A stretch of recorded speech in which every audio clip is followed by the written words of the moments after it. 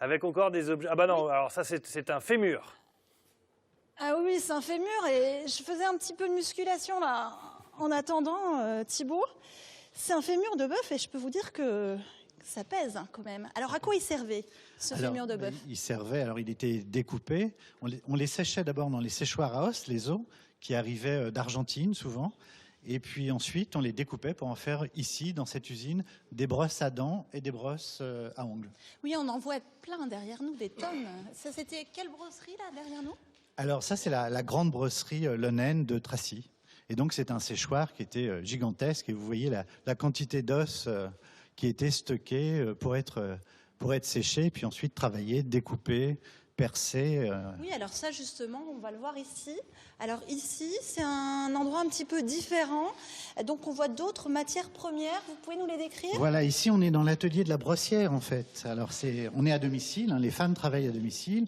Et le patron leur amène tous les 15 jours les matières premières pour fabriquer les brosses.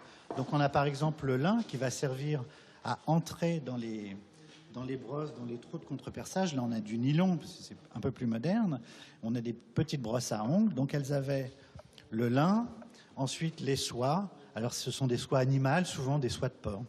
Oui, et elles étaient payées, je crois, au trou. C'est ça. Elles étaient payées au trou, comme ça, à la pincée, on appelle aussi.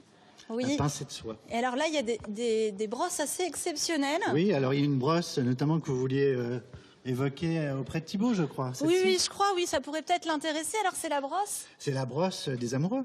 La brosse des amoureux, elle était offerte dans quelle occasion? Alors, à l'occasion d'un mariage, on pouvait alterner les soies foncées et claires et ainsi noter les initiales des mariés.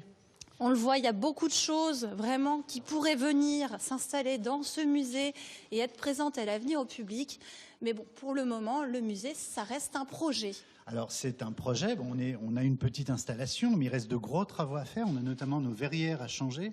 Et ça, c'est un gros chantier. Il faut trouver les financements pour ça. Et ce musée, vous aimeriez l'ouvrir au plus grand nombre. Alors Anne-Gaëlle, on va en parler avec vous. Oui, en fait, on veut faire de ce musée un musée inclusif. C'est un peu la rencontre de plusieurs associations, comme tout sur ce site.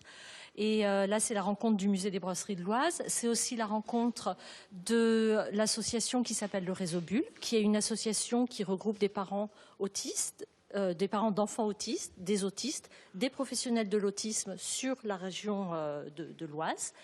Et on est parti de problématiques réelles, c'est-à-dire que pour les familles, il faut des endroits où on peut venir, où on peut socialiser les jeunes, où on peut se retrouver. Et puis on est parti aussi de besoins qu'avaient ces familles, notamment en termes de secourisme. Et là, on a un projet qui est vraiment en train de prendre naissance, puisque aujourd'hui même, dans nos locaux, on a des gens du SDIS, donc les secouristes de l'Oise, qui sont là pour venir voir, avec des gens du réseau Bulle, une information que les parents pourraient faire à destination des secouristes sur les autistes. Et en retour, les pompiers vont également faire une information auprès des autistes.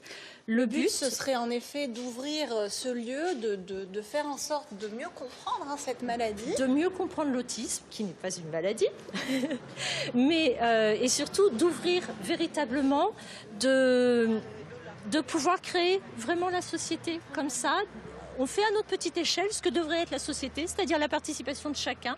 Chacun vient vers l'autre et c'est pour ça que c'est vraiment très important pour nous qu'on puisse se poser comme ça. Ouvrir ce musée à tous et à toutes et leur proposer aussi des chantiers participatifs comme ici. Alors Serge, racontez-nous un petit peu ce qui se passe et à qui sont destinés ces chantiers. C'est comme ça qu'on avance depuis un an, depuis qu'on a investi les lieux avec des chantiers participatifs qui ont commencé entre copains, mais sur une année, finalement, on a réuni 75 personnes, c'est-à-dire 2000 heures de travail pour embellir le lieu dans un premier temps, et on lance les travaux avec le bon vouloir des uns et des autres, des habitants, des gens du Compiègnois qui viennent nous rejoindre, les copains des copains. On va aller les déranger un petit peu. Là, je vois Elisabeth qui est en train de trimer là. Bonjour. Bonjour Elisabeth, regardez, je vous donne un petit micro. Merci. Alors Elisabeth, qu'est-ce que vous êtes en train de faire là? Et ben là, on est en train de poncer la brique et le ciment de manière à rendre un peu plus propre les lieux. Puis après, on s'attaquera aux barreaux pour éventuellement les repeindre dans une couleur qui ira bien avec la Cité des Brossiers, on espère. Il faut la choisir, la couleur. Pourquoi il est important pour vous de participer à cette Cité des Brossiers? Oh, parce que je trouve que c'est un lieu qu'il faut sauver. C'est la mémoire du village. Puis c'est un moyen aussi de fédérer tout l'ensemble du village. On se retrouve.